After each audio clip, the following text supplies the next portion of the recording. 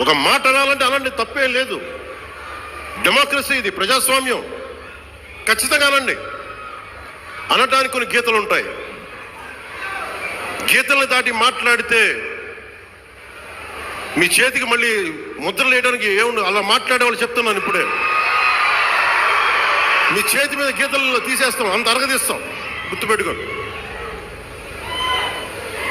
ఏమన్నా collectors ఎస్పీల meeting కూడా నేను ముఖ్యమంత్రి గారి సమక్షంలో తెలియజేశాను.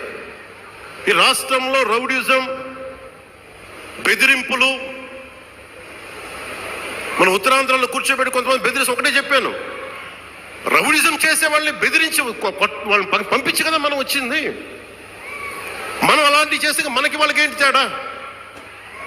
ఇది నేను చెప్పాను. నేను, జనసేన, మేము ప్రభుత్వంలో భాగం. అవసరమైతే చాలా ఖచ్చితంగా ప్రతి విషయాన్ని, అంశాన్ని తెలియజేస్తాం. Very constructive.